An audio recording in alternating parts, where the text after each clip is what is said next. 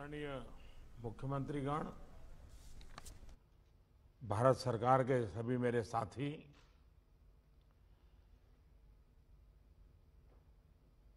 आप सभी ने वर्तमान परिस्थिति की जो गंभीरता है उसका आकलन करते हुए कई महत्वपूर्ण बिंदु आज सामने रखे हैं और कई जरूरी सुझाव भी दिए हैं। और बहुत स्वाभाविक था कि जहां पर मृत्यु दर ज्यादा है, जहां पर कोरोना का स्प्रेड तेज हो रहा है, उन राज्यों के साथ विशेष रूप से चर्चा की गई है। लेकिन बाकी राज्यों के पास भी काफी अच्छे सुझाव हो सकते हैं। तो मैं आग्रह करूंगा कि ऐसे कोई पॉजिटिव सुझाव जो जरूरी हैं, आपको लगता है वो मेरे तक पहुंचाइए, ताकि कोई कोई रणनीति बनाने में वो उपकारक होंगे। अभी यहाँ जो भारत सरकार की तरफ से स्वास्थ्य सचिव की तरफ से प्रेजेंटेशन रखा गया, उससे भी स्पष्ट है कि एक बार फिर चुनौतीपूर्ण स्थिति बन रही है। कुछ राज्यों में स्थिति ज्यादा चिंताजनक है। ऐसे में गवर्नेंस सिस्टम में सुधार ये बहुत आवश्यक है। ये मैं समझ सकता हूं कि साल भर की इस लड़ाई के कारण व्यवस्था में भी थकान आ सकती है, ढीलापन भी आ सकता है। लेकिन ये 2-3 सप्ताह और अगर हम टाइट करें और अदर गवर्नर्स को बराबर मजबूत करें, इस पर हमने बल देना चाहिए। साथियों, आज की समीक्षा में कुछ बातें हमारे सामने स्पष्ट हैं और उन पर हमें विशेष ध्यान देने की जरूरत है। पहला, देश फर्स्ट वेव के समय की पीक को क्रॉस कर चुका है और इस बार के ग्रोथ रेट में पहले से भी ज्यादा तेज है। दूसरा, महाराष्ट्र, छत्तीसगढ़, पंजाब, मध्य प्रदेश, गुजरात समेत कई राज्य फर्स्ट वेव की पीक को भी क्रॉस कर चुके हैं। कुछ और राज्य भी इस ओर तेजी से बढ़ रहे हैं। मैं समझता हूं कि हम सब के लिए ये चिंता का विषय है, सीरियस कंसर्न है। और तीसरा, इस बार लोग पहले की अपेक्षा बहुत अधिक कैजुअल हो गए हैं। अधिकतर राज्यों में प्रशासन भी सुस्त नजर आ रहा है। ऐसे में कोरोना के केसेस की इस अचानक बढ़ोतरी ने मुश्किलें ज्यादा पैदा की है। कोरोना के प्रसार को रोकने के लिए फिर से युद्ध स्तर पर काम करना आवश्यक है। साथियों, इन तमाम चुनौतियों के बावजूद हमारे पास पहले की अपेक्षा बेहतर अनुभव है, पहले की अपेक्षा अच्छे संसाधन है और अब एक वैक्सीन भी हमारे पास है। जन भागीदारी के साथ साथ हमारे परिश्रमी डॉक्टर्स और health workers, health care staff ने स्थिति को संभालने में बहुत मदद की है और आज भी कर रहे हैं।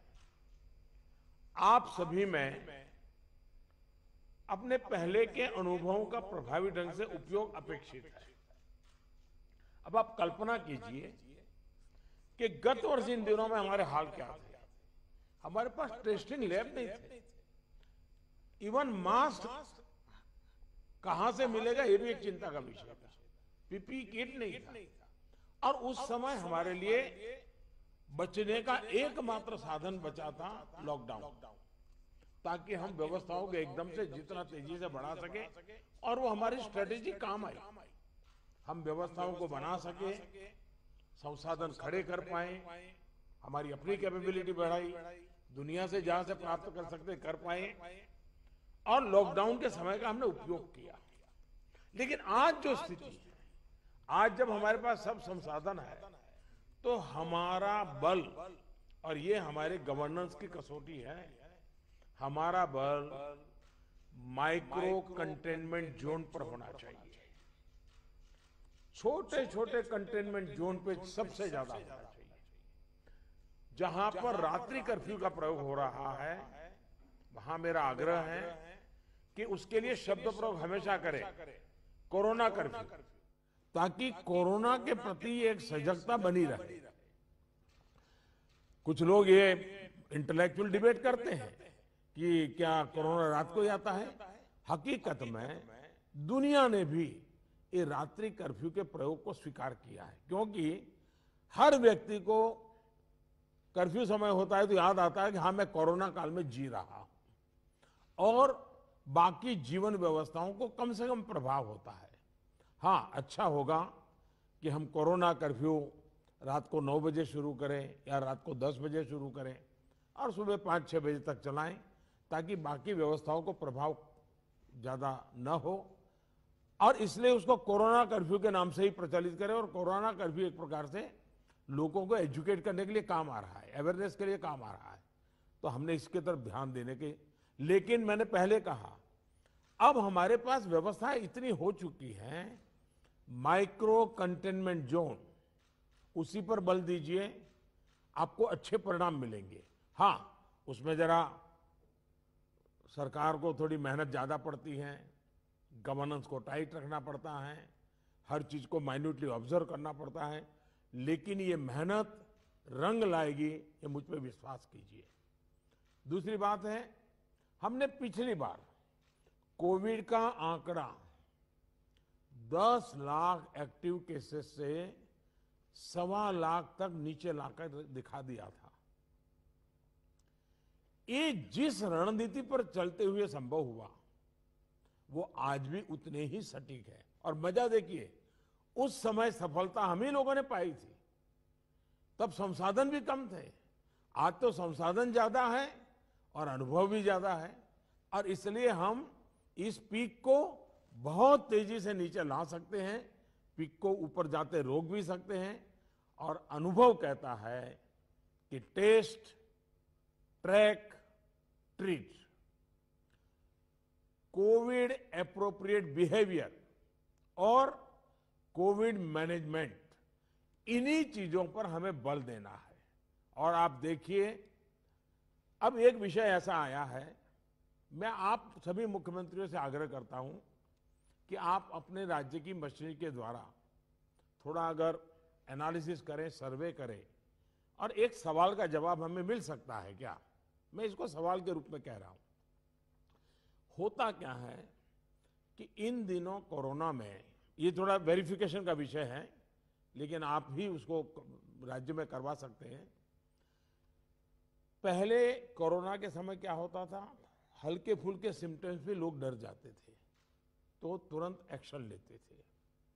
दूसरा, इन दिनों बहुत पेशेंट असिम्टोमेटिक है, और उसके कारण उनको लगता है तो ऐसे ही थोड़ा जुकाम हो गया, ऐसा हो गया, कभी कभी तो वो भी नजर नहीं रहा, और उसके कारण वो परिवार में पहले की तरह ही जिंदगी जीते हैं, और परिणाम स्वरूप पूरा परिवार लपेट जाता है, और फिर इंटेंसिटी बढ़ती है, तब हमारे ध्यान आता है। जो आज परिवार जो इसमें लपेट में आ रहे हैं, उसका मूल कारण है शुरुआत एसिम्टोमेटिक से होती है और केयरलेस होती है। उसका उपाय क्या है? उसका उपाय है प्रोएक्टिव टेस्टिंग। हम जितना ज्यादा टेस्टिंग करेंगे तो एसिम्टोमेटिक जो पेशेंट होगा वो भी ध्यान में आ जाएगा, तो परिवार में होम क्वारंटाइन वगैरह ढंग से कर लेगा। वो परिवार के साथ जैसे नॉर्मल जिंदगी जीता है वो नहीं जिएगा, और इसलिए पूरा परिवार जो आज सब लपेट में आ जाता है उसको हम बचा सकते हैं। और इसलिए हम अभी चर्चा जितनी वैक्सीन की करते हैं, उससे ज्यादा चर्चा हमें टेस्टिंग की करने की जरूरत है, बल टेस्टिंग पर देने की जरूरत है। और हमने सामने से टेस्टिंग के लिए जाना है। उसको तकलीफ हो और फिर टेस्टिंग करने के लिए आए और फिर उसको पॉजिटिव नेगेटिव मिल जाए और वो मैं समझता हूं क्रम हमारे लिए थोड़ा बदलना पड़ेगा। हमारे पास वायरस को कंटेन करने के लिए एक अहम तरीका है कि हम ह्यूमन होस्ट को कंटेन करें। मैंने पहले भी कहा था, ये कोरोना एक ऐसी चीज है कि जब तक आप उसको लेकर के नहीं आओगे घर में नहीं आता है। और इसलिए ह्यूमन सोर्स जो है हर एक को हमने जागरूक करना पड़ेगा, उसने नियमों का पालन करना होगा, ये बहुत आवश्यक है। और निश्चित तौर पर इसमें टेस्टिंग और ट्रैकिंग की बहुत बड़ी भूमिका है। हम टेस्टिंग को लाइट न लें।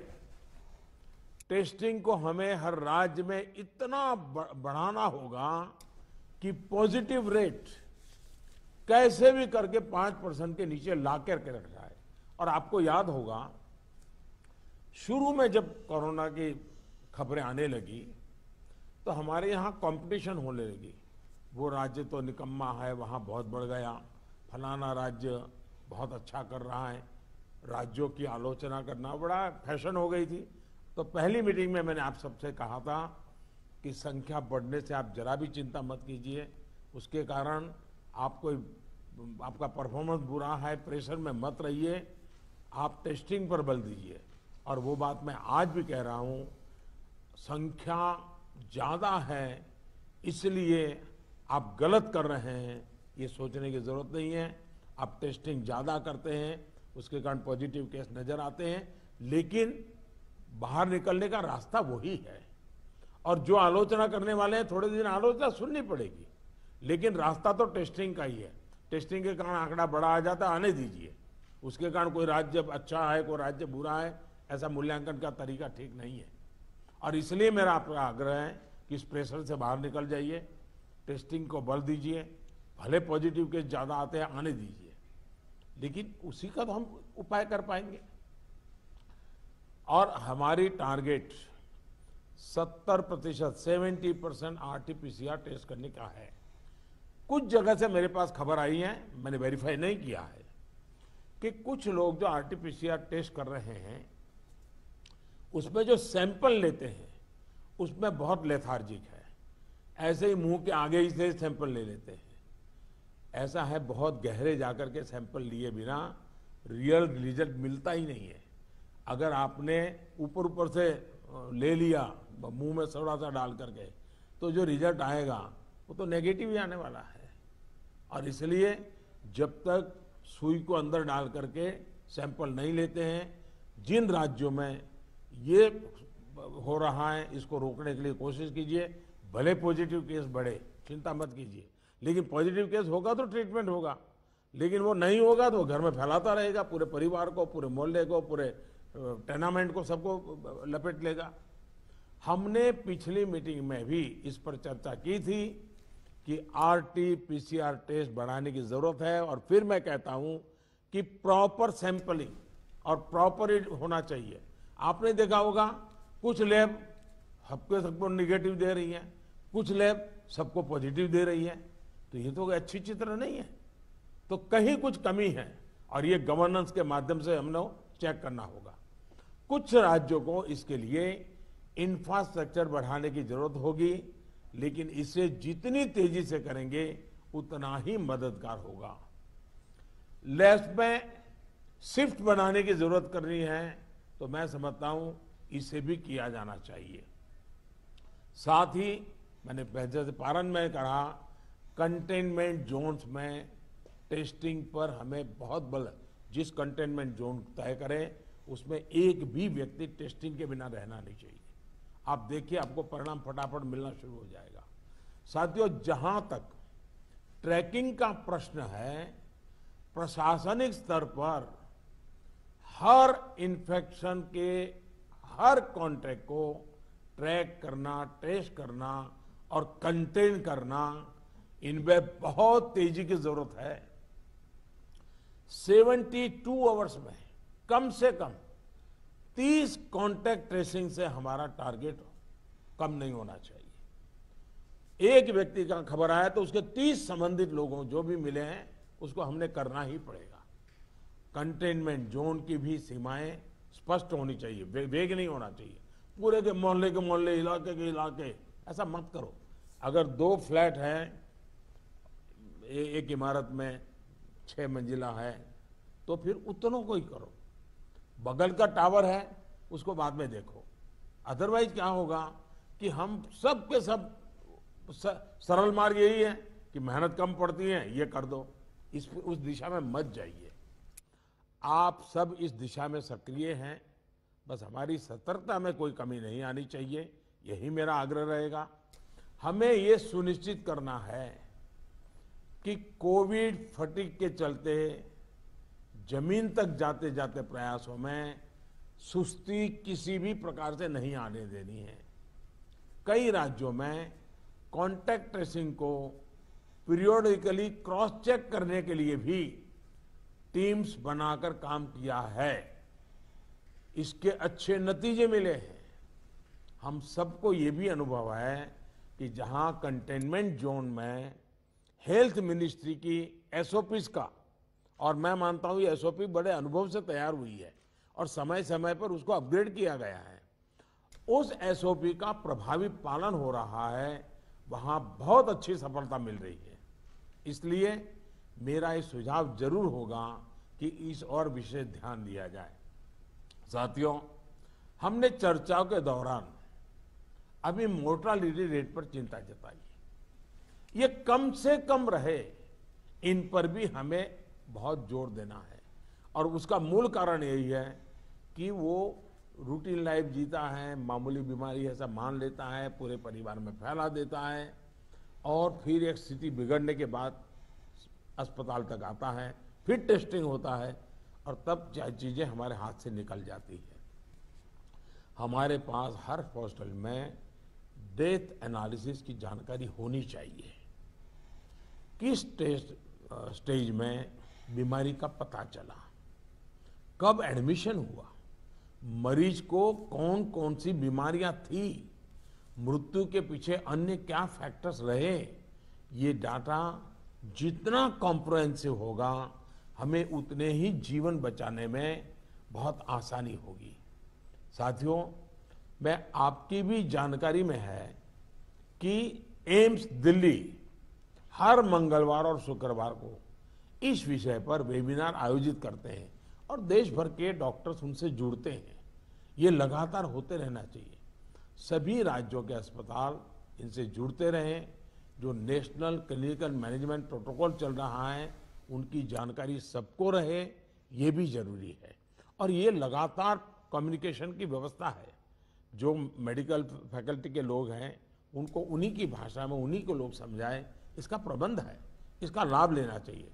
इसी तरह एम्बुलेंसेस, वेंटिलेटर्स और ऑक्सीजन अवेलेबिलिटी की भी लगातार समीक्षा आवश्यक है। अभी तक जब पिछली बार हम पीक में थे, आज भी देश में उतना ऑक्सीजन का उपयोग नहीं हो रहा है, और इसलिए एक बार एनालिसिस कर लें हम चीजों का, रिपोर्ट को जरा वेरीफाई कर लें हम।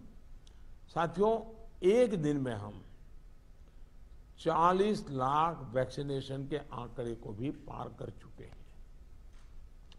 वैक्सीनेशन पर कई महत्वपूर्ण बिंदु इस चर्चा में हमारे सामने आए हैं।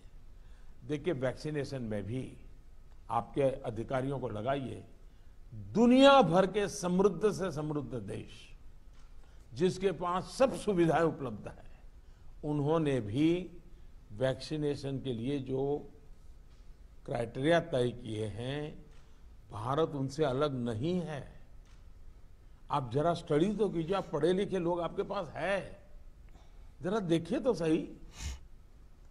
और नए वैक्सीन डेवलपमेंट के लिए जितना भी कोशिश हो रही है, मैक्सिमम वैक्सीनेशन और मैन्युफैक्चरिंग कैपेसिटी है, उसके लिए भी काम हो रहा है।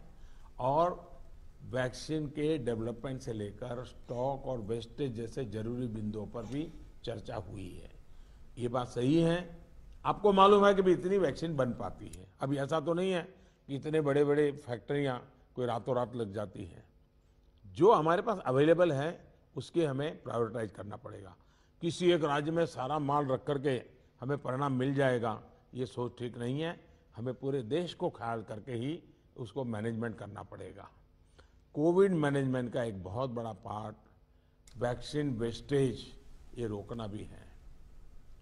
साथियों, वैक्सीन को लेकर राज्य सरकारों की सलाह, सुझाव और सहमति ने से ही देशव्यापी रणनीति बनी है। मेरा आप सभी से आग्रह होगा कि हाई फोकस्ड रिस्ट्रिक्शन जो है उनमें 45 साल के ऊपर 100% वैक्सीन के लिए लगातार प्रयास कीजिए। एक बार एक तो अचीव करके देखिए। मैं एक सुझाव देता हूं, क्योंकि ये कभी कभी वातावरण बदलने के लिए चीजें बहुत काम आती हैं। 11 अप्रैल ज्योतिबा फुले जी की जन्म जयंती है और 14 अप्रैल बाबा साहब आम्बेडकर जी की जन्म जयंती है। क्या हम 11 अप्रैल से 14 अप्रैल पूरे अपने राज्य में टीका उत्सव मना सकते हैं? एक पूरा वातावरण क्रिएट कर सकते हैं टीका उत्सव का। एक विशेष अभियान चलाकर हम ज्यादा से ज्यादा एलिजिबल लोगों को वैक्सीनेट करें। जीरो वेस्टेज तय करें हम कि इन 4 दिन जो है टीका उत्सव में जीरो वेस्टेज होगा। वो भी हमारी वैक्सीनेशन कैपेसिटी को बढ़ा देगा। हमारी वैक्सीनेशन कैपेसिटी का ऑप्टिमम यूटिलाइजेशन ये हम लोग करें। और इसके लिए हमें यदि वैक्सीनेशन केंद्रों की संख्या बढ़ानी है तो उसको भी बढ़ाएं। पहले एक बार देखें कि हम 11 से 14 अप्रैल किस प्रकार से चीजों को मोबिलाइज कर सकते हैं। एक अचीवमेंट का सेटिस्फैक्शन मिलेगा, वातावरण बदलने में बहुत काम आएगा। और मैं भारत सरकार को भी मैंने कहा हुआ है कि जितनी मात्रा में हम वैक्सीनेशन पहुंचा सकते हैं पहुंचाने का प्रयास करें। हमारा प्रयास यही होना चाहिए कि इस टीका उत्सव में हम ज्यादा से ज्यादा लोगों को वैक्सीनेट करें, और वो भी एलिजिबल वर्ग को। मैं देश के युवाओं से भी आग्रह करूंगा कि आप अपने आसपास के भी 45 साल के ऊपर के जो लोग हैं उनको वैक्सीन लगाने के लिए मदद करिए। मेरी नौजवानों से विशेष अपील है, आप हेल्दी हैं, सामर्थ्यवान हैं, आप बहुत कुछ कर सकते हैं, लेकिन अगर मेरा देश का नौजवान कोरोना के जो एसओपीज हैं, जो प्रोटोकॉल्स हैं, डिस्टेंस मेंटेन करने वाली बात है, मास्क पहनने वाली बात है, अगर मेरा देश का नौजवान इसको लीड करेगा तो कोरोना की कोई ताकत नहीं है कि मेरे नौजवान तक पहुंच जाए। हम पहले इस प्रिकॉशन को नौजवानों पर बल दें। नौजवानों को वैक्सीन के लिए जितना हम मजबूर करना चाहते हैं उससे ज्यादा उसको प्रोटोकॉल के लिए प्रेरित करें। अगर हमारा नौजवान इसको बीड़ा उठा लेगा, खुद भी प्रोटोकॉल का पालन करेगा, औरों से भी करवाएगा, तो आप देखिए वही स्थिति जैसे हम एक बार पीक पर जाकर के नीचे आए थे, दोबारा हम आ सकते हैं। इस विश्वास के साथ हम आगे चल सकते हैं। सरकार ने एक डिजिटल व्यवस्था बनाई है जिससे लोगों को वैक्सीन में मदद मिल रही है, और बहुत अच्छा अनुभव सब लोग लिखते भी हैं कि भाई मुझे बहुत अच्छा अनुभव रहा। लेकिन इस डिजिटल व्यवस्था से जुड़ने में जैसे भी परेशानी आ रही है, जैसे गरीब परिवार हैं उनके लिए टेक्नोलॉजी का समझ नहीं है, मैं नौजवानों से कहूंगा ऐसे परिवारों को मदद करने के लिए आप आगे आइए। हमारे एनसीसी हो, हमारे एनएसएस हो, ये हमारे राज्य के जो सरकार की व्यवस्थाएं हैं उनको हम काम में लगाएं ताकि लोगों को थोड़ी मदद मिले। हमने इसकी चिंता करनी चाहिए। शहरों में एक बहुत बड़ा वर्ग है जो गरीब है, बुजुर्ग हैं, झुग्गी झोपड़ी में रहता है, उन तक ये बातें पहुंचाएं, उनको हम वैक्सीनेशन के लिए ले जाएं। ये हमारे वॉलेंटियर्स को, सिविल सोसाइटी को, हमारे नौजवानों को हमारी सरकारें मोबिलाइज करें और उन्हें प्राथमिकता के आधार पर हम वैक्सीन लगवाना अगर हमारा प्रयास रहेगा तो हमें एक पुण्य का काम का संतोष मिलेगा और हमें उनकी चिंता जरूर करनी चाहिए। वैक्सीनेशन के साथ साथ हमें ये भी ध्यान रखना है कि वैक्सीन लगवाने के बाद भी लापरवाही न बरते। सबसे बड़ी संकट ये हो गया है कि भाई अब मैं मुझे कुछ होगा ही नहीं। डे वन से मैं कह रहा हूं, दवाई भी और कड़ाई भी। हमें लोगों को ये बार बार बताना होगा कि वैक्सीन लगने के बाद भी मास्क वगैरह जो प्रोटोकॉल्स है उसका पालन और अनिवार्य है। इंडिविजुअल लेवल पर लोगों में मास्क और सावधानी को लेकर जो लापरवाही आई है, उसके लिए फिर से जागरूकता जरूरी है। जागरूकता के इस अभियान में हमें एक बार फिर समाज के प्रभावी व्यक्तियों, सामाजिक संगठनों, सेलिब्रिटीज, ओपिनियन मेकर्स अपने साथ जोड़ना होगा। और इसके लिए मेरा आग्रह है कि गवर्नर नाम की जो अपने यहाँ इंस्टीट्यूट है उसका भी भरपूर उपयोग किया जाए। क्या गवर्नर साहब के नेतृत्व में, मुख्यमंत्री जी के मार्गदर्शन में ऑल पार्टी मीटिंग, राज्य तो सबसे पहले कर लें, राज्य ऑल पार्टी मीटिंग करें और ऑल पार्टी मीटिंग करके एक एक्शनेबल पॉइंट तय करें। फिर मेरा आग्रह है कि गवर्नर साहब और मुख्यमंत्री मिलकर के जितने भी इलेक्टेड लोग हैं उनका वर्चुअल वेबिनार करें। पहले अर्बन बॉडीज का करें, फिर रूरल बॉडीज का करें, जितने लोग चुन करके आए हैं उनसे करें, और उनके सामने सभी आपके असेंबली में जो जीत करके लोग आए हैं उसके जो फ्लोर लीडर हैं सब संबोधित करें। तो एक पॉजिटिव मैसेज अपने आप शुरू हो जाएगा कि भाई इसमें राजनीति नहीं करनी है, सबने मिलकर के करना है। तो मैं समझता हूँ एक तो ये प्रयास करना चाहिए। दूसरा, गवर्नर साहब के नेतृत्व में, क्योंकि मुख्यमंत्री के पास बहुत काम रहते हैं, लेकिन गवर्नर साहब के नेतृत्व में एक आध समिट, बड़ा वेबिनार भी किया जाए, और जो शहर हो वहाँ पर लोकल हो तो सभी धार्मिक नेताओं को बुला करके एक समिट हो जाए और बाकी लोगों को वर्चुअल जोड़ा जाए। जो सिविल सोसाइटी के लोग हैं एक आध समिट उनका कर लिया जाए। जो सेलिब्रिटीज हैं, लेखक हैं, कलाकार हैं, खिलाड़ी हैं, उनको एक बार कर लिया जाए।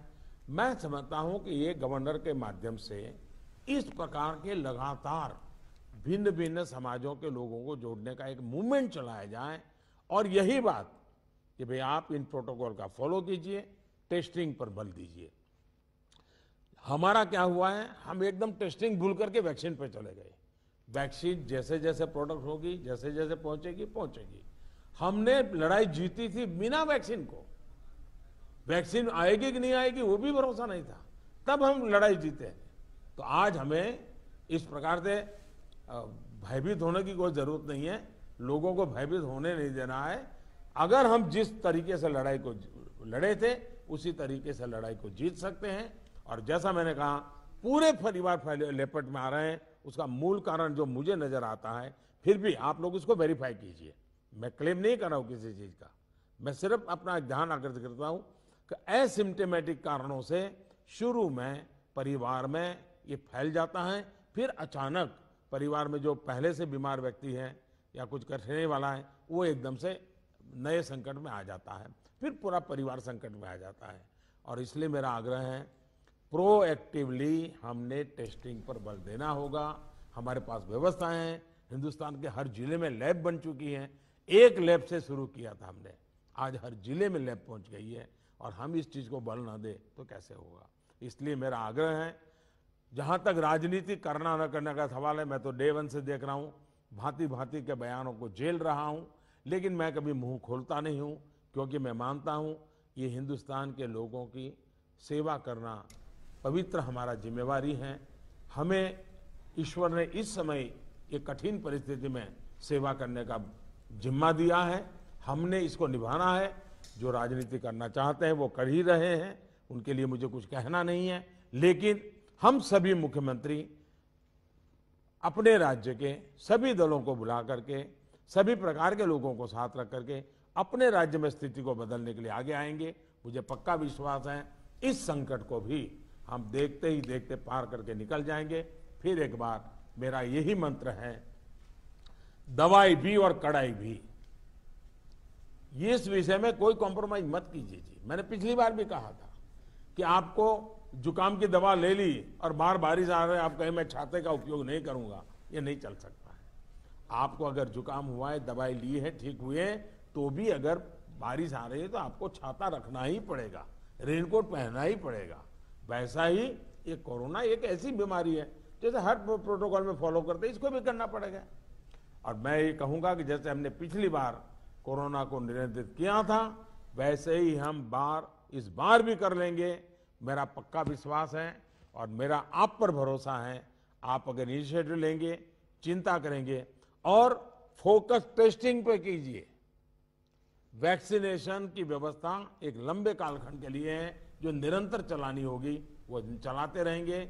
आज बल हम इस पर दें और जो एक टीका उत्सव एक ब्रेक थ्रू करने के लिए तय किया है, उस टीका उत्सव पर हम एक नई सफलता प्राप्त करें। एक नया विश्वास पैदा करने के लिए एक छोटा सा अवसर काम आ सकता है। मैं फिर एक बार आपके सुझावों की प्रतीक्षा करूंगा। बहुत बहुत धन्यवाद। धन्यवाद प्रधान